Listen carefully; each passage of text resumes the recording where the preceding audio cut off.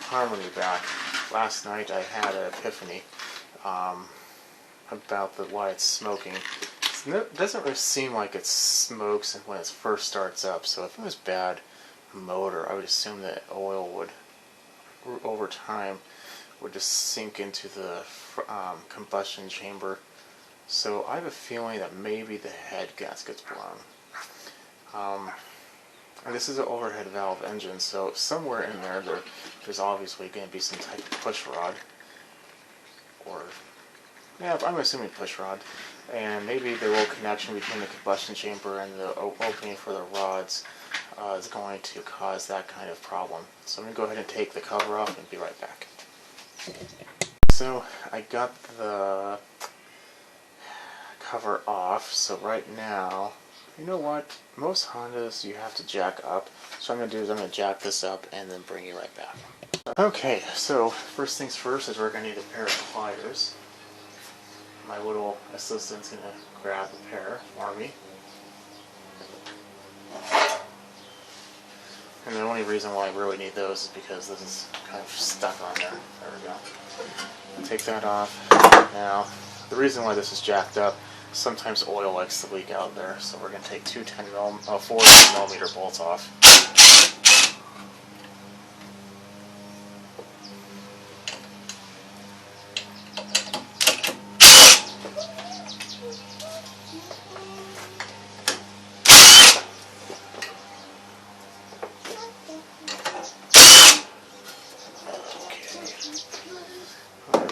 Okay, next we're going to take the spark plug out with the impact. Assistant, thank you.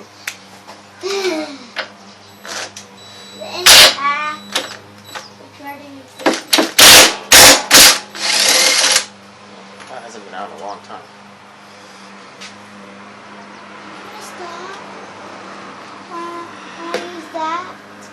Okay, next we're going to need a socket to get the rest of the head bolts out. So each one of these is a little bit different. I see two on either side here, two on the inside. What I do think is going to have to happen is I'm going to have to take off this intake and this exhaust, so I'm going to go ahead and do that. It's the same way, just two 10mm over here, and the exhaust has two 10mm on the other side. I'll be right back. Okay, so got the carburetor off, exhaust off. There's two bolts here, two in the center. There's a galleyway, so I'm assuming the head gasket is going to be broken around the galleyway. So let's take it off. 12mm on the impact. These head bolts are probably going to be a little long. Oh yeah, I forgot to look at the spark plug. For how much it smoked, it's not as bad as I thought it would be. You would not believe how hard it is to record anything today. Had two delivery men come over. Had a variety of other people. Next thing you know, I turn it on. For this like the third time I've tried to do this exact shot, and the Queen Bumblebee literally decided to land on your microphone. So, needless to say, that was a shock. But it is springtime. Springtime in the Northwest. Actually came off a lot easier than I expected it to.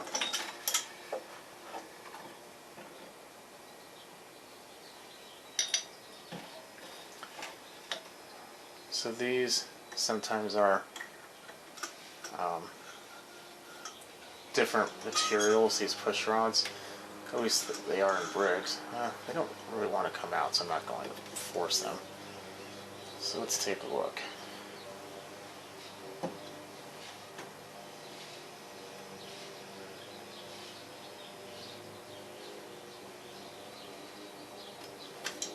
Let me grab a razor blade. Let's zoom you out too.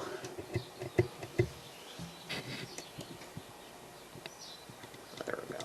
That way you can see a little better.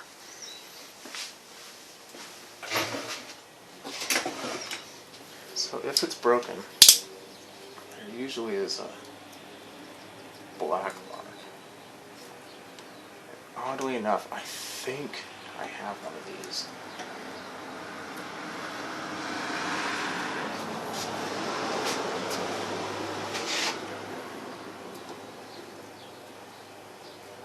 I really have no need to put any money into this if it is broken to the point where it's not worth repairing.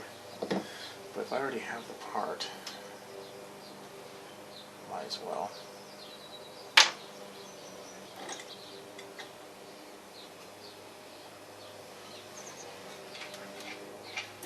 There we go.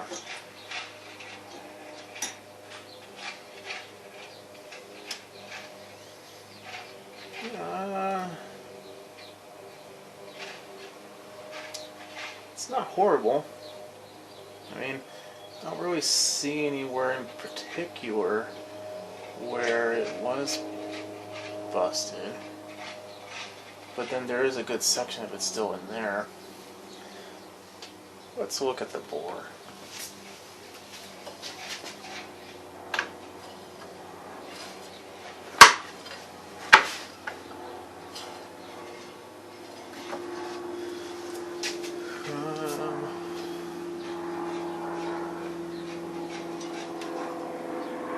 Bore feels smooth. That's good.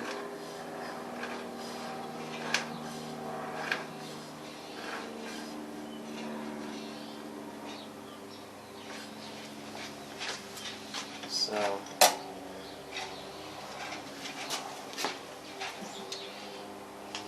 my next idea about this is that there is a lot of slop in the piston. Let's see. No, it's on there. Because usually what you would do is you would press it back and forth, and if you see it move a lot, maybe it'll move a little bit, it means that the piston rings are worn out, which could be another reason why it's doing this. But it really isn't all that bad. I don't know if this goes down in there, because there was a black piece right here. In fact, I think it might be. You know what? We're just going to test this out. I'm going to look for the gasket, the new head gasket, and put it back on. I'm going to clean the head and the piston real good with a wire wheel, brass wire wheel, and put it back on, and I'll bring it back to see if it survived.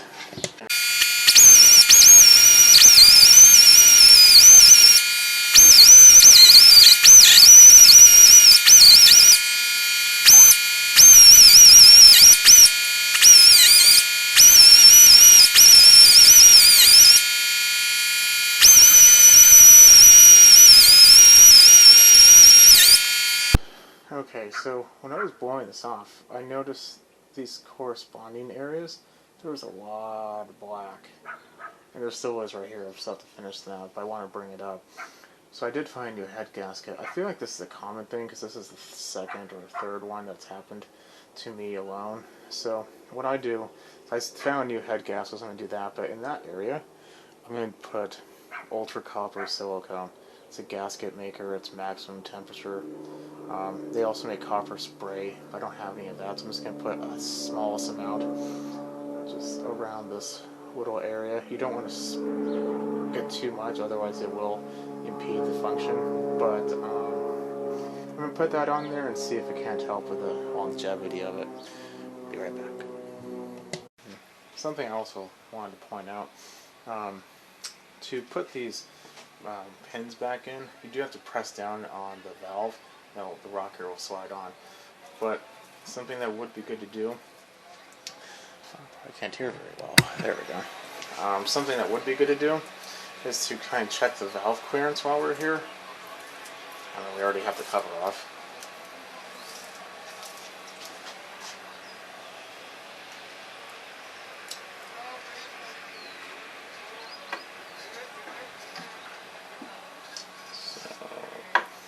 This is the exhaust valve on the bottom.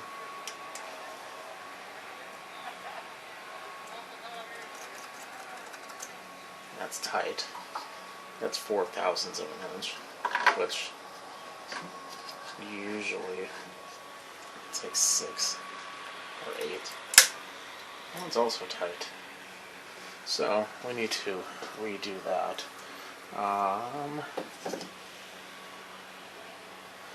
You're going to need 2 wrenches. I think that's a 10 and an 8 millimeter.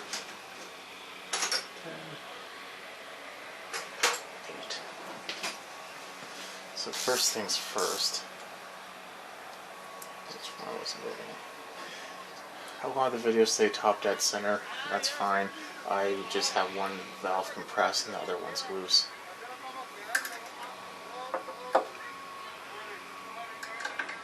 Oh, is this 10?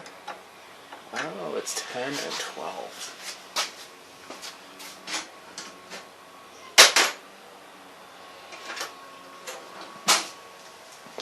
Okay.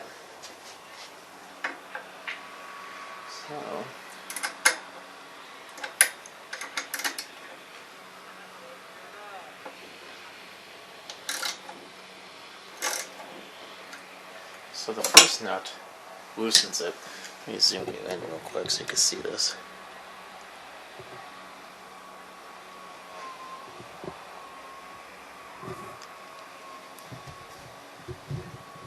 So the first nut loosens the main, and then at that point you put your feeler gauge in. This is the intake, so I'm going to do 0.004, and it should be tight, but not really tight. Oh, well, maybe that's a 14 millimeter.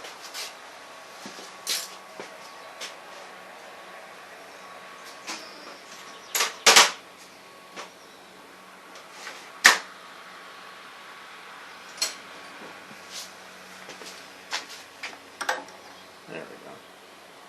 So it should be a little tight, but not really tight. So we're just going to do that, because it was a little bit.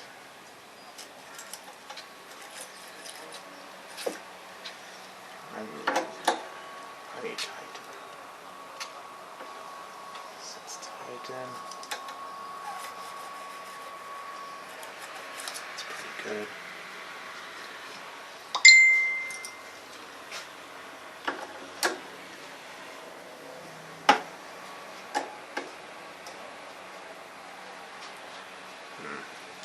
It's going to be a struggle for you to see and for me to work.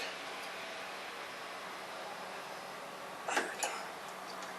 So with all hope, that just kind of puts a lot of pressure on that and holds it in place.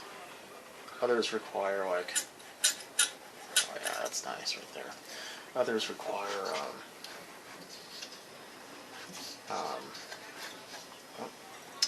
like a certain type of bit. Others don't. This one, I like the Hondas. The newer Hondas, they try to get you to buy like a special tool. It's like a little square. I just take a pair of pliers.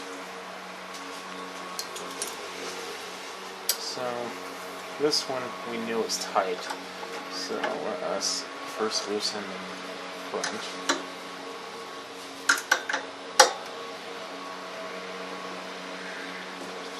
Oh, the whole thing's moving. Well, guess that also works. Oh yeah, we need to get a different size. We need a 6.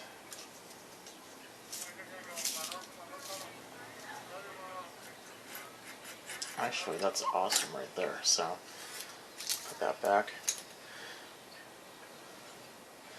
This one's nice because it has a gasket. Some of them don't, especially Hondas. A lot of the newer Hondas have a black RTV. So if you ever find yourself changing any or doing any type of valve work, always have some black RTV handy, and read the instructions and more or less clean it thoroughly. Get some carb cleaner or brake cleaner or something. get all the oily residue off, put some new on the end of it, like around the corners, and then let it kind of get like a skin, put it on, and that's about it. But luckily Briggs and Kawasaki, I think, don't really do too much of that, so that's a good thing. Okay, I'm just going to tighten that down, put everything back on, and be right back. Okay, moment of truth.